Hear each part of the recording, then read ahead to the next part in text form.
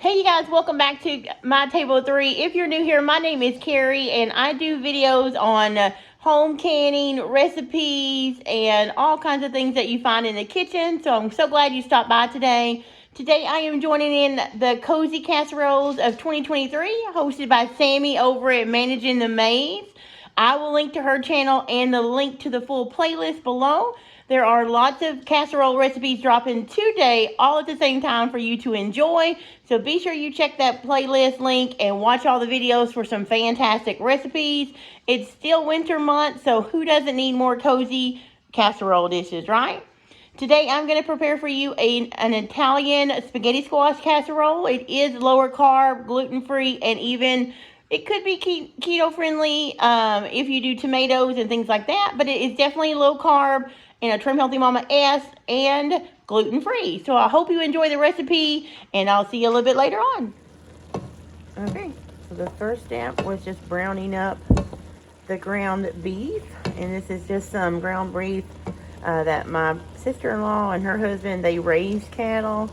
So this is just 2 pounds of their beef from their farm. So we're just going to brown this up till it's fully cooked. I did season it with a little bit of kosher salt and some of my favorite Italian or Tuscan herb farmhouse blend, which is really good. It's got a little bit of a kick in there because of the red pepper. But now I'm just going to finish browning this all up, and I will bring you back and show you the next steps. Okay, so you saw me grounding the ground beef. It is done. I'm just going to let it cool off just a little bit, and then I'm going to drain it. Now we're going to prepare the spaghetti squash. This is just a medium to large spaghetti squash. I don't know why I'm having trouble saying spaghetti today, but it seems like I am. So basically what I did is I cut the top off where the stem comes out, and I used an ice cream scoop, a large ice cream scoop. Let's see if I can grab it for you really quick. Yes. This is the one I used here. You can see the size. It's just a large cookie scoop, or actually it's a cookie scoop, or ice cream scoop would work, or even just a tablespoon would work if you don't have either of those.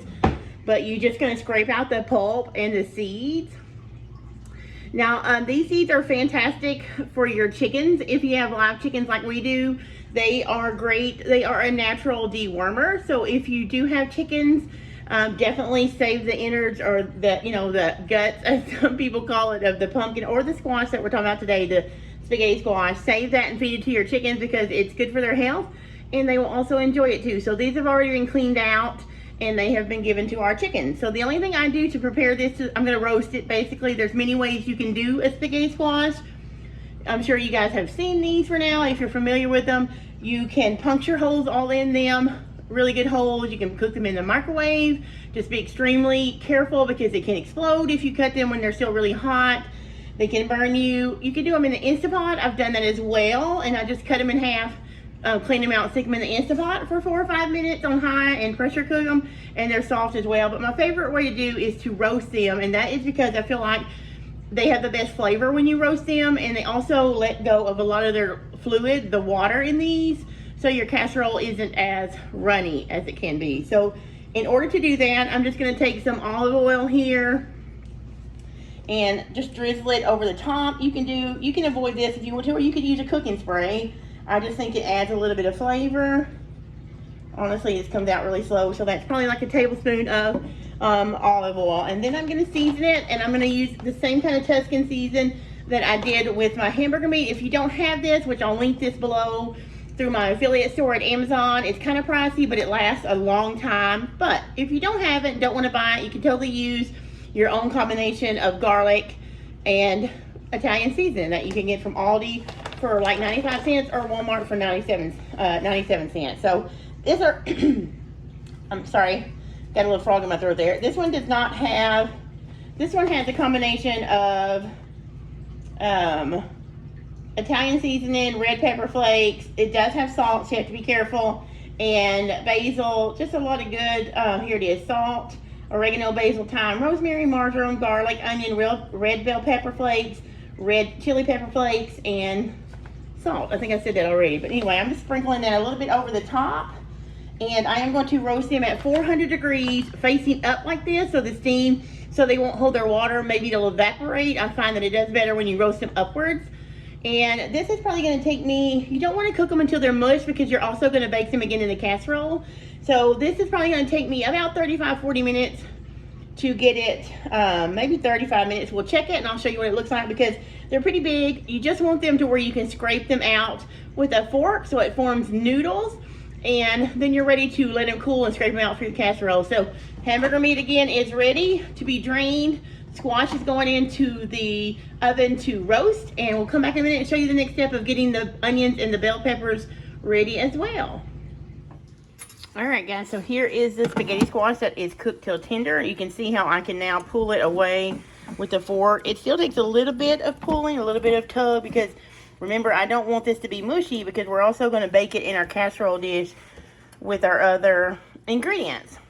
Which here is 1 pound of the meat you saw me cook. I just separated it. We only need 1 pound for this casserole, so 1 pound will be for another casserole. You can freeze that or keep it in your fridge for later in the week if you decide to do 2, or you could just cook 1. And also Italian sausage would be wonderful in this. So the other ingredients we need is 1 onion, 1 red bell pepper, 1 green bell pepper, and I have some fresh parsley that I'm going to cut up and put in there as well. You also need some, let me grab it. You're going to need some Italian blend cheese. This has several different in there. You can grate your own. If you don't have this, you can actually use any kind of cheese that you have, but that's what I have on hand, so that's what we're going to use. You will also need some tomato sauce or spaghetti sauce. I have a jar that I canned, and I'll pull that out and show you when I get ready to add it. The first thing I'm going to do now, or the next thing I'm going to do, since this is ready to be shredded, that's cooked, is I sliced all this. Now I'm going to saute this in a little bit of olive oil with some more of this seasoning, and then I'm going to come back and show you how I mix it all up and put it in the casserole dish and bake it. Okay, so we have everything together. We have our meat prepared, our sausage and onions have been sauteed, our squash is ready, we got our cheese, we got our spaghetti sauce or tomato sauce. This is something I home canned myself. I'll try and put a link up here of how I done it. I just labeled it spaghetti sauce, and I use my 4-jar lids. If you haven't tried those lids and you're a canner, you really should. But this is our spaghetti sauce, which is going to mix in everything, and then we're going to layer it in with some cheese. So I'm going to point you down and show you how I mix it together and get it in the casserole dish. Let me turn you down. All right, so here is our spaghetti squash. You can see those noodles, how they look.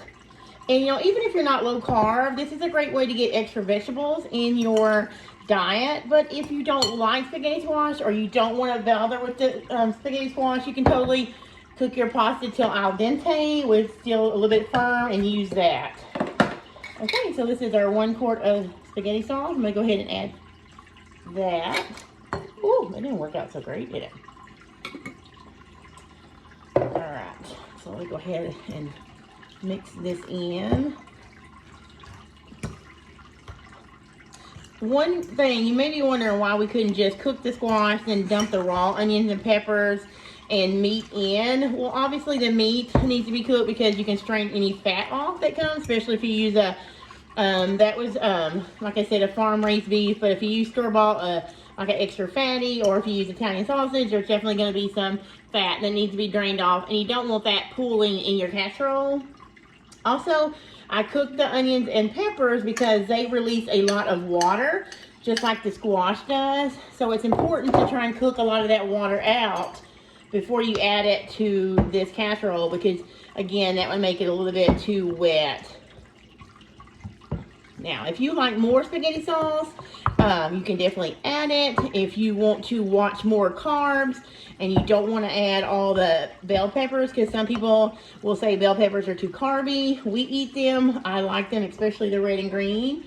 Then you could totally cut back on the amount I put in here, or you could just leave them out and just do the onion. So you can see really how easy this is. It's really pretty colors. We're just going to mix it up. It's basically kind of like a low-carb spaghetti bake, right? But with a twist, because we threw some onions and peppers in there. Okay. This is just 2 tablespoons of fresh parsley that I chopped. I'm just going to mix that in, and then we're going to layer it in our dish with a lot of ooey gooey cheese to make it even better. Okay, so let's get this casserole dish. You know, I am a food blogger, and if you don't know, if you're new to my channel, I blog over at mytableof3.com. I'll try and put a card in the sky there, or put it on in a link below. But when I do casseroles, I have a lot of people, maybe from other countries, they ask me, what's a casserole? This doesn't sound like the casseroles in our country. Which is, I love hearing about other regions where they call different food different things. But I always explain it like this. I don't know about other parts of the United States, but in the South, we call a casserole anything that you mix together and dump in a big pan and put in the oven. Alright, so I just put half of the mixture in this pan, this casserole dish, which this is a 9x13. I'm going to add a little bit more. And then I am going to layer in this Italian blend of cheese. You could also layer this like a lasagna. You could put a ricotta and maybe an egg, mix the egg with the ricotta, and then layer that in between with the cheese as well. That would be really good. But I don't have any ricotta, so I'm just going to do the cheese right now. And it's going to be just as good. Okay. And then I'm going to layer in the rest of it.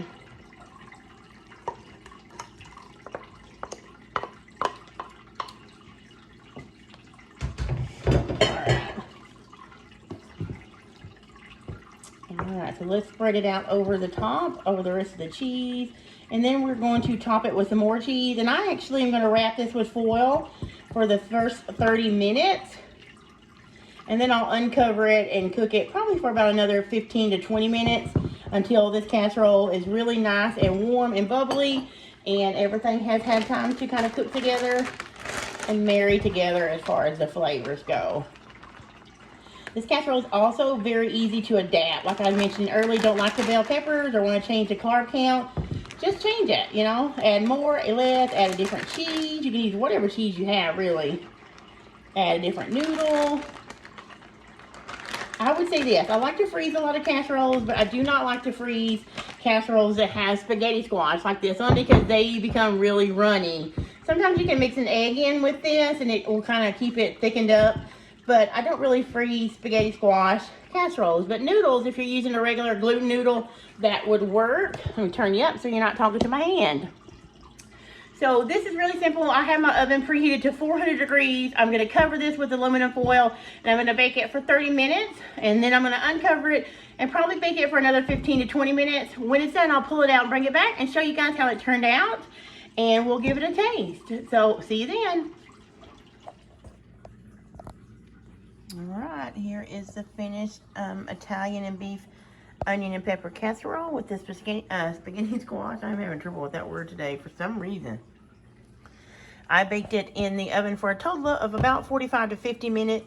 I ended up doing it about 40 minutes covered and about 15 minutes uncovered, and then I let it set for about 10 minutes out of the oven, and I'm going to show you what it looks like when you come back when I serve it up and close out the video. Okay, so we are going to serve the casserole up. I'm going to point you down and let you see what it looks like after it's set and cooled off for a few minutes. You can see that you're able to kind of cut it like lasagna. Now it's going to be a little bit looser than lasagna, remember, because we don't have any eggs or anything in there. But look at that. It's still super hot, but man, does it smell good. Can't really see, can you, because it's dark, but let's see if I can get a bite of that. Look at that. I'd burn my mouth off right now, probably, if I try and take a picture of it. But you can see, let me see. Yeah, it doesn't have a lot of water, maybe, you know, in the bottom. So cooking those vegetables really helped when we pre-cook those to get most of the moisture out. So that is key. Don't skip that step. And then I'll tell you a little bit more about the liquid in the casserole as it cooks a little bit later. But that is our dinner. Sometimes we serve it with the side salad. Sometimes we just eat it as is, because basically you have your protein, your dairy, and your vegetable all in there. So it's basically a meal all in one. It smells really good. I'm scared I'll burn my mouth off, or I would take a bite. Maybe I'll take a small bite.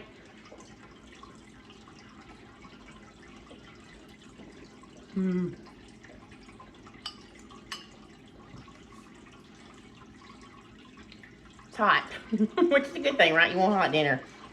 The Italian seasoning, or that Tuscan herb seasoning, is wonderful in here. It's also absolutely delicious, again, if you use an Italian sausage. So I will have this recipe linked below, or actually I'm not going to link it. I'll just write it out below for you so you can find it if you want to make it. And that's all I have. I'm going to stop and eat this, and then we'll come back and close out the video. Okay guys, that is the casserole that I have for you today. I hope you've enjoyed it. Using this spaghetti squash to make the casserole. Again, you can swap it out for your favorite noodle, your favorite low carb noodle, or even rice if you wanted to. The key is not to overcook your noodles in the beginning so that they don't get mushy in your baking process in the oven for the casserole step. Now, one thing I wanted to tell you about this, if you do use a spaghetti squash, sometimes when you're cooking the casserole, if you take a peek at it, it will look like there is excess water on the casserole, like standing on the top, but don't worry, let it cook the full time, and then as you take it out and set on top of the stove and let it rest for 5 to 10 minutes, it's going to absorb back into the casserole and everything is going to be fine. So thanks so much, Sammi, over at Managing the Maze, for including me or letting me join in your fabulous casserole collection or your collab. Let me start over on that part. Thank you so much, Sammi, over at Managing the Maze. Remember to check her channel out in the playlist below. I'm super thrilled to be a part of this Cozy Casseroles 2023. And I hope you guys watch all the videos and you enjoy them and maybe find some new recipes for you and your family. And until the next video, I'll see you guys later.